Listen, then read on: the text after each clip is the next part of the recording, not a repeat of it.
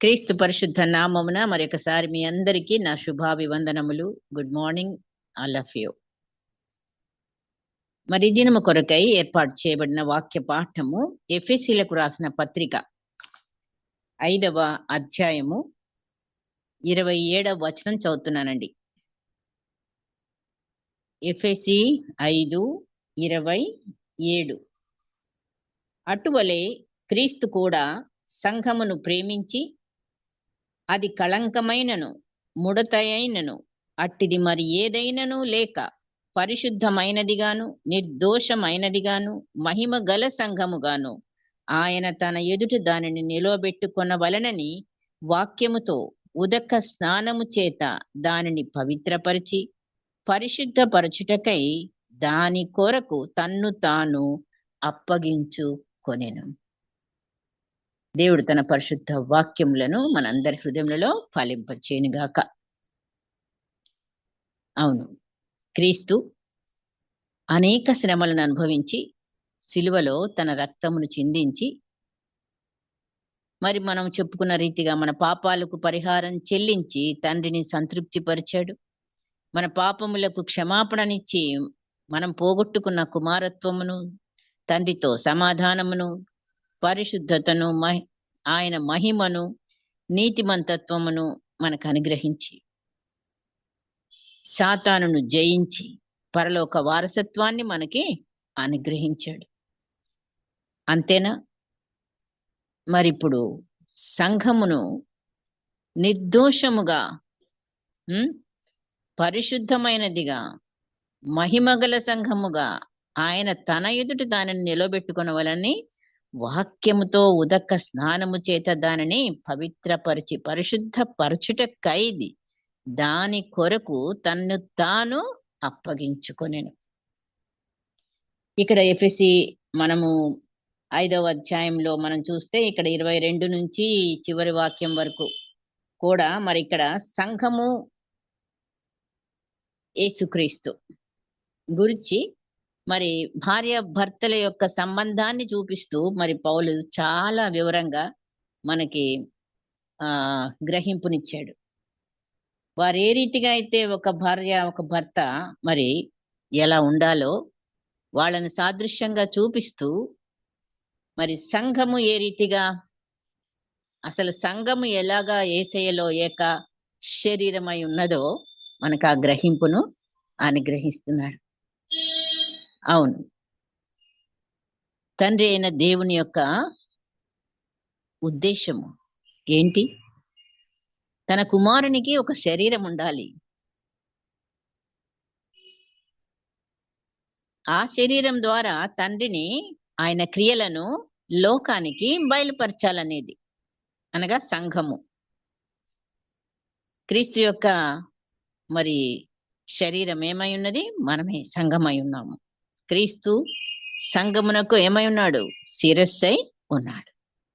క్రీస్తే శరీరమునకు అనగా సంఘమునకు రక్షకుడు మరియు పోషకుడు, సంరక్షించువాడు. ఇలాగూ భర్త ఏ రీతిగా అయితే భార్యని పోషించి సంరక్షించి ప్రేమించి తనను తాను మరి అప్పగించుకుంటాడో, అంటే యేసులాగా అని చెప్పి మళ్ళీ అక్కడ చూపిస్తూ మరి నిజంగా ఈ యొక్క బంధాన్ని మనకి గ్రహింపు వచ్చేలాగా, అలాగే ఫిజికల్ గా భార్యాభర్తలు అలాగనే ఉండాలి అనేది కూడా మరి ప్రతి వివాహంలో మనం ఈ పాఠాన్ని చదువుతారు. తప్పకుండా భార్యకి భర్తకి లెసన్స్ ఇస్తారు కదా. అవును, ఇప్పుడు మనము మరి సంఘముగా, ఆయన మనకు శిరస్సుగా, మనము దేవునిలో ఏక శరీరముగా ఉన్నామని మరి ఎప్పుడు అంటాం మనం సాధారణంగా? అంటే యేసయ్య సిలువలో మన కొరకు మరణించి పునరుద్ధానుడై మనల్ని మన పాపాల నుండి విమోచించాడు గనుక మనము పరిశుద్ధులమై ఇప్పుడు మనం ఆయనలో ఏక శరీరమైనాము అనేది మాత్రమే మనం చూడగలుగుతున్నాం. కానీ దూరదృష్టితో చూస్తే దూరదృష్టి అంటే ఇప్పుడు వాక్యంతోనే మనం చూడాలి. దూరదృష్టి తండ్రి అయిన దేవుని అసలు నిజ ఉద్దేశం ఏమై ఉన్నది అని చూస్తే మనం ఒక మాట చదువుదాము. ఎఫెసీ పత్రికనే మరి 1వ అధ్యాయము 6వ వచనం అండి. ఎట్లనగా తన ప్రియుని యందు తాను ఉచితముగా మనకు అనుగ్రహించిన తన కృపా మహిమను కీర్తి కలుగునట్లు తన చిత్త ప్రకారమైన దయా సంకల్పము చొప్పున యేసుక్రీస్తు ద్వారా తనకు కుమారులనుగా స్వీకరించుటకై మనలను ముందుగా తన కోసము నిర్ణయించుకొని మనము తన ఎదుట పరిశుద్ధులమును నిర్దోషులమునై ఉండవలెనని జగత్తు పునాది వేయబడక మునుపే ప్రేమ చేత ఆయన క్రీస్తులో మనలను ఏర్పరచుకొనెను. జగత్తు పునాది వేయబడక మునుపే సంకల్పం ఉన్నది కదా. అది మనము అవును మధ్యలో మరి ఆది మానవుడిని చూస్తాం కదా. అవును ఆయనను కూడా అలాగే మరి ఆయన సృష్టించాడు. ప్రాథమిక ఉద్దేశం ఏంటో మనం తెలుసుకున్నాం. మనం పాపం లేనిదిగా మరి మన ముగింపును ఆయన అప్పుడే చూశాడు. అది కళంకమైన ముడతైన లేక పరిశుద్ధమైనగా నిర్దోషమైనదిగా మహిమగల సంఘంగా తన ఎదుట ఉండాలనేది ఆయన యొక్క తండ్రి యొక్క ఉద్దేశము. ఆదిలోనే మరి సృష్టి ఆరంభముకు ముందే. మరి మన దృష్టి ఎలాగుందయ్యా అంటే సంఘం అంటే ఇప్పుడు మనం ఆలోచించేది, మనం ఎల్లప్పుడూ మనకు అదొక్కటే బాగా ఆలోచిస్తా ఉంటాం కదా. మనం రక్షించబడిన పాపులము. సంఘం అంటే ఎవరండి అంటే రక్షించబడిన పాపు. అది కరెక్టే. కానీ అసలు దేవుని దృష్టిలో సంఘం అంటే ఒక దైవికమైన సృష్టి. తన కుమారుడైన క్రీస్తులో మనం అట్లా ఏక శరీరంగా ఆయనలో ఉండాలన్నది ఆయన యొక్క అది దయా సంకల్పం. అది ఇప్పుడు నెరవేరింది. ఎట్లా నెరవేరింది? నిజంగానే మరి మనము ఆది మానవుడి ద్వారా మరి పాపంలో పడి మనం పాపులం అయ్యాము 100%. మరి పాపాల నుంచి విడుదలకు యేసయ్య తిరిగి భూమికి రావాల్సి వచ్చింది. ఆయన మరణించాల్సి వచ్చింది శిలువ మీద. అది కరెక్టే. కానీ మన ఉద్దేశంలో మాత్రం కేవలం ఇక్కడి నుంచే. కానీ అసలు ఆదిలోనే ఆయన మనలను ఏర్పరచుకున్నాడని, సంఘం అంటే ఆయన శరీరం అని, అది నిష్కలంగా ఉండాలని, అవన్నీ కూడా ఆయన ఆల్రెడీ తన ఆలోచనలో మరి ఆయన నిర్ణయించి సృష్టిని ప్రారంభించి కనుక మరి మనం అది గ్రహించినప్పుడే మరి ఇప్పుడు హవ్వని మనం ఇప్పుడు ఈ 2 వాక్యపాఠాలు చూసినప్పుడు ఆదికాండంలో మొదటి ఆదాము చూస్తాం మనం. 2వ అధ్యాయంలో మరి 21 నుంచి 25 వరకు కూడా చదవబడిన వాక్యంలో ఆదాముకు దేవుడైన యెహోవా గాఢ నిద్ర కలుగజేసి అతడు నిద్రించినప్పుడు అతని ప్రక్కటెముకనులో ఒకదానిని తీసి స్త్రీనిగా నిర్మించి అవ్వని చేసి మరి ఆదామును వద్దకు తీసుకొని వచ్చాడు. అంటే ఆ అవ్వ ఏమన్నా పాపం చేసిందా అప్పటికి? అసలు ఇంకా ఆమె సృష్టింపబడింది. ఆమె ఆయన సంకల్పం చొప్పున సృష్టింపబడుతుంది. ఆదాముకు అవసరం చూశాడు దేవుడు. అట్లాగే ఇప్పుడు కూడాను అప్పుడే ఆయన ఆలోచనలో సంఘం ఉన్నది. ఆయన కుమారునికి శరీరము మరి సంఘమని ఆయన నిశ్చయించుకుని మరి ఇవన్నీ కూడా మరి ఎందుకంటే ఇక్కడ మనం కొరింథీయులకు రాసిన పత్రికలో చూస్తే నిజంగా మనం కాస్త చదవచ్చు. 1 కొరింథీ పత్రిక మరి 13వ అధ్యాయమా 11 14 కొరింథీయులకు రాసిన పత్రికలో మనము ఇది స్పష్టంగా కూడా చూస్తాము. ఆ మొదటి ఆదాముని మరియు 2వ ఆదాము 15వ అధ్యాయంలోనే అండి చూస్తాము. కొంచెంగా అంటే మనకు తెలుసు ఇక్కడ ఎలాగుందనేది. 15వ అధ్యాయము 1 కొరింథీ పత్రిక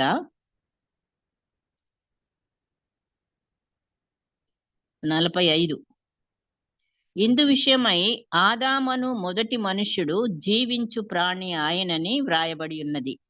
కడపటి ఆదాము జీవింపజేయు ఆత్మ ఆయను. సో ఆత్మ సంబంధమైనది మొదట కలిగినది కాదు, ప్రకృతి సంబంధమైనదే మొదట కలిగినది, తరువాత ఆత్మ సంబంధమైనది. సో మొదట మొదటి ఆదాము మానవుడిగా మరి తను ఏ రీతిగా ఈ లోకానికి మరి ఆయన సృజింపబడిన తర్వాత దేవుని ఆజ్ఞకు మీరి ఇవన్నీ మనకు తెలిసినాయే. కాబట్టి మంటి నుండి పుట్టిన వాని పోలిక ధరించిన ప్రకారమే మనము పరలోక సంబంధి పోలికను కూడా ధరింతుము అనే మాటలు ఇక్కడ వ్రాయబడి ఉన్నాయి. అట్లాగే ఇప్పుడు మన యొక్క ఆత్మీయ జీవితంలో మరి యేసయ్య చేసిన ఈ యొక్క తన బలి యాగము ద్వారా మరి తిరిగి మనము ఆయన సంకల్పాన్ని నెరవేర్చుట కొరకు మరి మనము ఇదిగో ఇప్పుడు ఈయన ఎంతగానో మనకి అండర్స్టాండ్ చేసేలాగిన మరి పౌలు గారు వివరిస్తున్నారు కదా. మనము తండ్రి ఎదుట పరిశుద్ధులముగా నిర్దోషులముగా ఉండవలనని జగత్తు పునాది వేయబడక మునిపే మరి ప్రేమ చేత క్రీస్తులో మనల్ని ఆయన ఏర్పరచుకున్నాడు అనేది. ఆ ఏర్పట్టు మరి ఈ రీతిగా మరి ఎప్పుడైతే మొదటి ఆదాము తప్పులో పడ్డాడో, పాపంలో పడ్డాడో, దూరం అయ్యాడో, మరి ఆయన సంకల్పం అలాగే ఉంది. కానీ దాని ప్రణాళిక మరి దాన్ని మళ్ళీ తీసుకొని రావడానికి ఆయన యేసయ్యను మరి లోకానికి మరి పంపటము, మరి మనం రక్షింపబడటము. రక్షింపబడటం అంటే మన విశ్వాసం ద్వారా మరి ఆయనకు మనం ఏమై ఉన్నాము? అవయవాలమై ఉన్నాము అందరం కూడా. సో మన మైండ్ లో మనకి సిలువ వేసిన తర్వాత ఆయన చనిపోయి మరి మనల్ని విమోచించాడు అంత, అది మాత్రమే మనం ఎక్కువగా ధ్యానిస్తూ ఉంటాము, చెప్పుకుంటా ఉంటాము. కానీ దేవుని యొక్క సంకల్పము మరి ఆయన సంఘము కొరకు తనను తాను అప్పగించుకొని మరి ఏ రీతిగా మనలను మరి తన ఎదుట నిలబెట్టుకోవాలన్నది ఆయన ఉద్దేశం అనేది. ఆ ఉద్దేశాన్ని పడిపోయిన మనలను, పాపంలో పడిపోయిన మనలను మరి ఆయన తన శిల్వ మరణ పునరుద్ధానం ద్వారా విమోచించి నిర్దోషులంగా చేసి ఆయన జీవం ద్వారా మనం విశ్వాసం ద్వారా ఆయనతో ఏక శరీరమై ఉన్నాము ఇప్పుడు కరెక్ట్ గా. మరి రోమీలకు రాసిన పత్రిక 12:4-6 వరకు ఒకసారి చూస్తే మనం అందరం కూడా మరి శరీరములో అనేక అవయవములు ఎలాగైతే ఉన్నాయో అనేకులమైన మనము కూడా ఒకరికి ఒకరము ఏమై ఉన్నామండి? అవయవలమై ఉన్నాం. అవును, కాలు, చెయ్యి, కన్ను ఇవన్నీ కూడా శరీరంలోని అవయవాలే.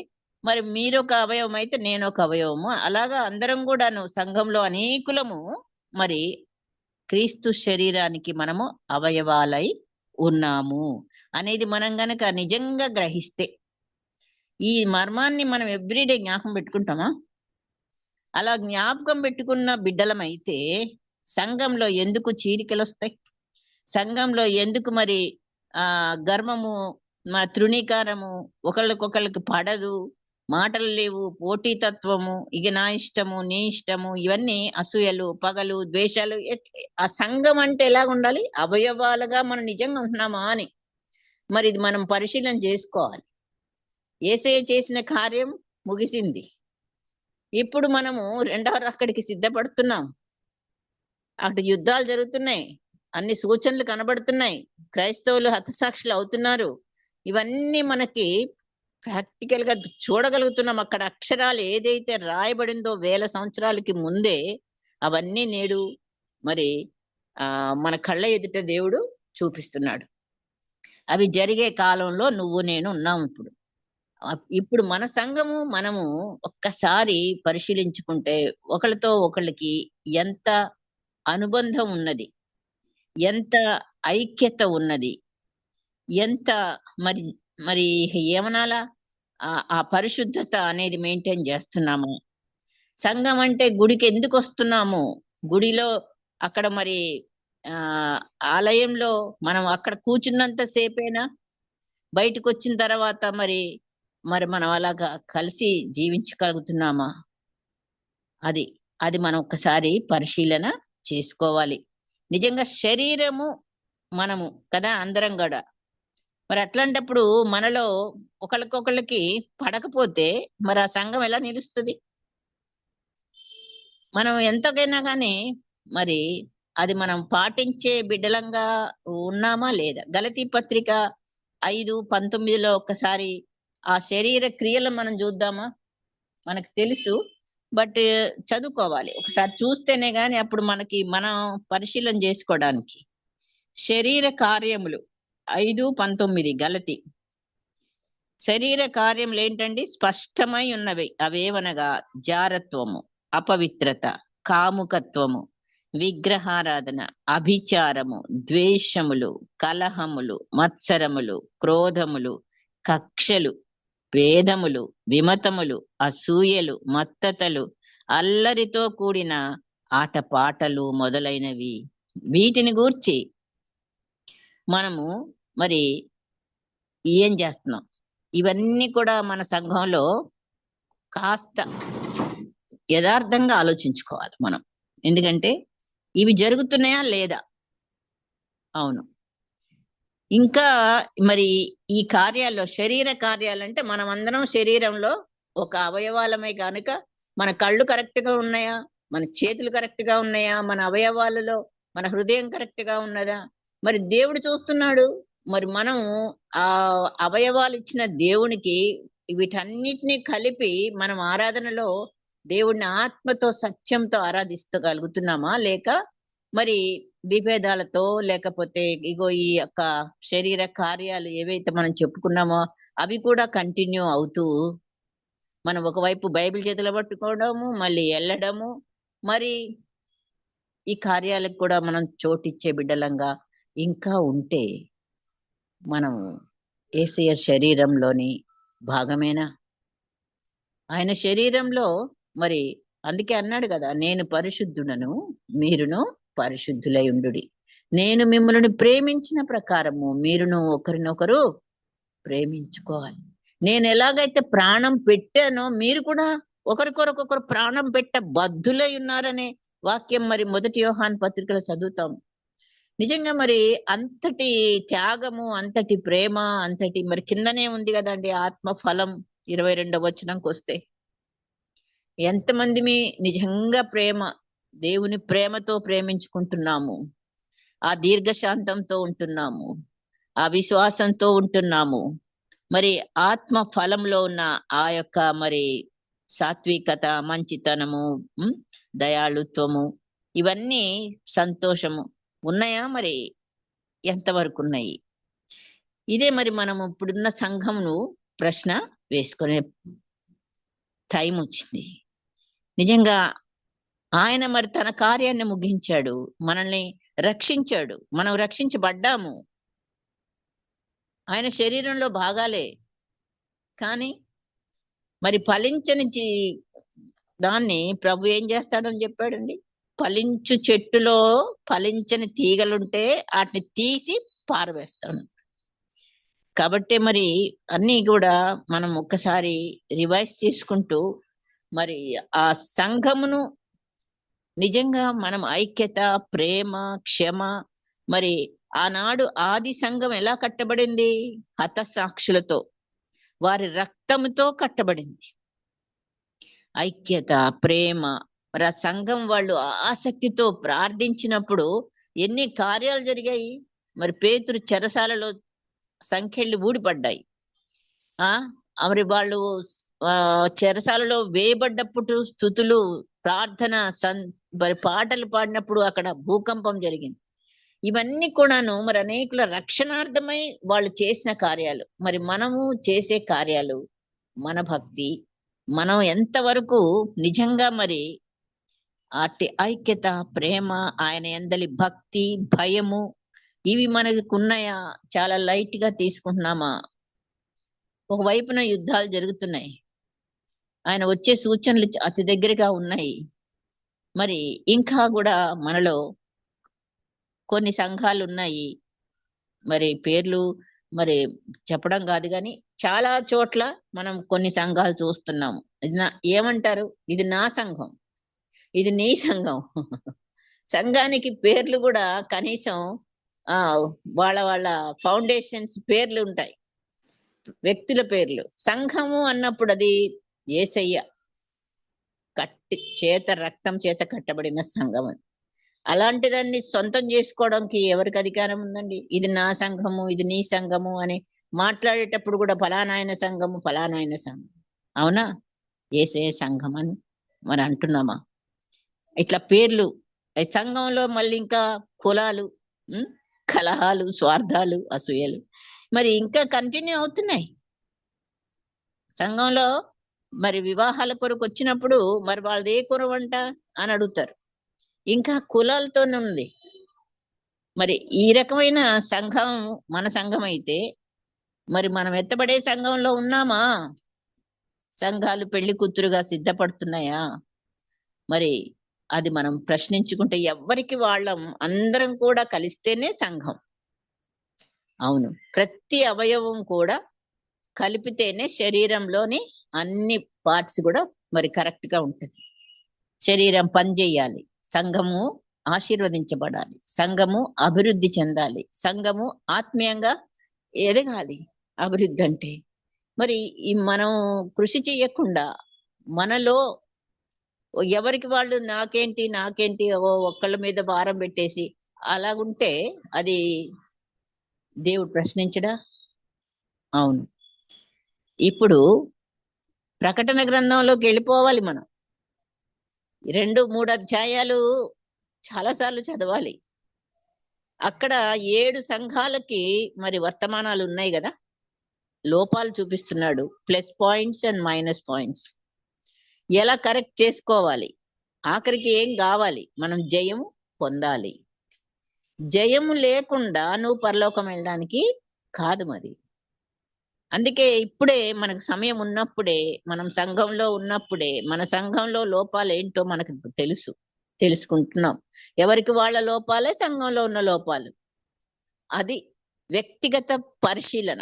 వ్యక్తిగతంగా నువ్వు సంఘంలో ఒక పార్ట్ ఆఫ్ ద బాడీలో ఉన్నావు కాబట్టి ఆ పార్ట్ కనుక డిసీజ్డ్ అయితే దాన్ని మనం ఏం చేయాలి? అవును, కాలుకి ఏదన్నా ఒకటి వచ్చింది, లేకపోతే లోపల లివర్కి ఏదన్నా ప్రాబ్లం, లేకపోతే ఇంకేదేనికైనా మరి ట్రీట్మెంట్ అవసరం, పథ్యం అవసరం. ఎన్నో ఉన్నాయి శరీరంలో జబ్బులు, తల మొదలు పాదం వరకు, బ్రెయిన్ లో నుంచి అన్ని ఆర్గన్స్ కి కూడా ఎన్నో రకాలైన డిసీజెస్ ఉన్నాయి. అట్లాగే శరీరంలో మనం కూడా అనేకమైన పాపాలు, అతిక్రమాలు ఇప్పుడు కూడా మనకి ఒక్కొక్కళ్ళలో ఒక్కొక్కటి ఆత్మీయత లోపించిన మరి గుణాలు మనలో కనబడతా ఉంటాయి. ఒకళ్ళకి గర్వం ఉండొచ్చు, ఒకళ్ళకి ఇంకేమైనా ఉండొచ్చు, ఇంకేమైనా మరి రకరకాలుగా మనం ఉండే మరి మన సంఘము మరి పరిశుద్ధ సంఘం ఎలాగా? ఆయన రక్తం ఆల్రెడీ చిందించాడు, సంఘం కట్టబడుతుంది. మరి మనకి మనంగా ఆయన వాక్యము చేత ఏమవ్వాలి? ఉదక స్నానం ప్రతిరోజు మనకు అవసరమై ఉన్నది. అది మనం చేసుకుంటూ వాక్యాన్ని ధ్యానించుకుంటూ మరి 7 సంఘాలకు ఇచ్చిన వర్తమానము ఒక్కొక్క సంఘంలో ఒక్కొక్క లోపాన్ని చూపిస్తాడు. అది మనకి వర్తిస్తుంటది. మరి ఏ లోపం మనలో ఉన్నది, ఏది మనం సరి చేసుకోవాలా, ఇంకా ఎందుకని సంఘంలో నుంచి వ్యక్తులు వెలుపలికి వెళ్ళిపోవాల్సి వస్తుంది, లేకపోతే ఏంటి, ఇవన్నీ కూడాను మరి సంఘంలో ప్రార్థన ఎంతో ప్రాముఖ్యత, ఐక్యతతో. మరి ఆనాడు మరి పేతురు ఆసక్తితో ప్రార్థించారు. ఎప్పుడు ప్రార్థించారండి? ఆల్ నైట్ ప్రేయర్ చేస్తున్నప్పుడు ఆయన వచ్చాడు కదా ఇంటికి, రాత్రి కాలంలో ఆయన చెరసాల్లో నుంచి బయటకు వచ్చినప్పుడు. మనం కూడా కొన్నిటిని ఎగ్జామ్ చేస్తాం. ఏమో మనకు డ్యూటీలు, మనకి ఏదో అందరం కలవమేమో, ఒక ఆదివారం నాడే కలవటమా, మరి ఇట్లా కాకుండా ఇంకా ఆత్మీయంగా ఎదగటానికి ఏం చేయాలి? ఆన్లైన్ లోనే మీరు మీరు ఇలాంటి మరి కార్యక్రమాలు ఆల్ నైట్ ప్రేయర్ పెట్టుకోవచ్చు, ఉపవాస ప్రార్థన పెట్టుకోవచ్చు.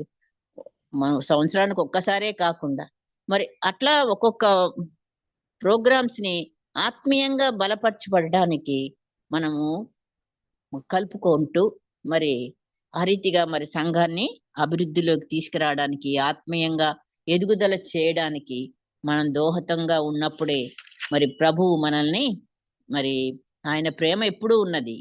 ఇంకా కూడా మరి ఆయన యొక్క క్రియలు మరి శరీరం ద్వారానే కదండి బయటపడేది. శరీరం ఆరోగ్యంగా ఉంటే మనం ఎన్నో కార్యాలు చేస్తూ ఉంటాం కదా, ఇంట్లో కూడా బయట కూడా.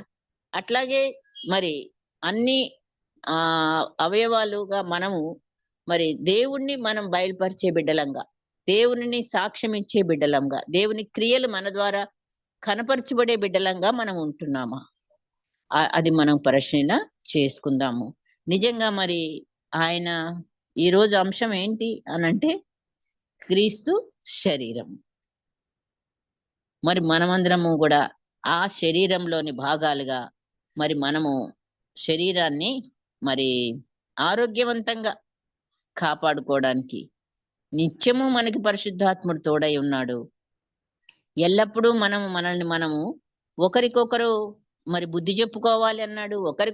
ఒకరికొకరు మరి ప్రేమించుకోవాలి. ఒకరికొకరు తగ్గించుకోవాలి. ఒకరికొకరు మరి ఒకరిని నాకంటే ఒకరు వాళ్ళు అధికులు అనే ఒక మంచి మనస్తత్వాన్ని కలిగి ఉండాలి. ఇవన్నీ కూడా మరి మనం చూస్తానే ఉన్నాము, చదువుతానే ఉన్నాము. ప్రాక్టికల్‌గా మనం ఎంతవరకు ఉన్నాము అనేది గూడా ప్రశ్న. మరి దగ్గరికొచ్చేసింది రాకడ.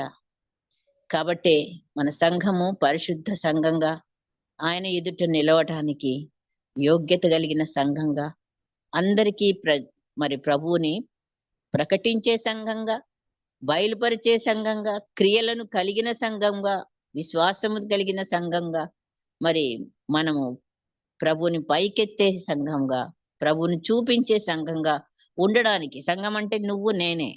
కాబట్టే మరి ప్రతి ఒక్కళ్ళం గూడా మనము పరిశీలన చేసుకుంటూ ప్రభువులో ఐక్యతతో, ప్రేమతో ప్రభువుని రాకడికి ఎదురు చూడగలిగిన బిడ్డలంగా మనం ఉండడానికి పరిశుద్ధాత్మ దేవుడు మనకి సహాయం చేయనుగాక. ప్రార్థన. పరిశుద్ధుడా, సర్వశక్తిమంతుడా, నిత్యము ఏకరీతిగా ఉన్న దేవా, నీకు లెక్కలేని వందనాలు, స్తోత్రాలు నాయన. నువ్వు మాకిచ్చిన గొప్ప ఆధిక్యత నాయన, నీ యొక్క శరీరంలోని మేమందరం కూడా ఒక అవయవంగా మమ్మల్ని మీరు చేర్చుకున్నందుకై నీకు లెక్కలేని వందనాలు, స్తోత్రాలు చెల్లిస్తూ ప్రభువా, మా పని మేము చేయడానికి తండ్రి, మేము నీకు విధేయులమై, నీ ఆత్మను కలిగిన వారమై, నీ వాక్యము చేత ఉదక స్నానము చేయించబడుతూ అనుదినము నీవిచ్చిన నీ ప్రేమతో మేము మా మా ఇతర అవయవాలను, మా సంఘంలోని ప్రతి ఒక్క బిడ్డను కూడా అట్టి ప్రేమతో మరి ఆత్మ ఫలమును ఫలించుతూ అనేకులకు ఈ ఫలాన్ని మేము అందించే బిడ్డలముగా ఉండడానికి పరిశుద్ధాత్మ దేవ, ఈ ఉదయకాలమున మమ్మల్ని మేము నీకు సమర్పించుకుంటూ మా సంఘమును మమ్ములను నీ కృపాసనం యొద్ద నీ ఆశీర్వాదమునకి అప్పగించుకుంటూ యేసు పరిశుద్ధ నామమును అడిగి వేడుకొంచున్నాము తండ్రి. ఆమేన్.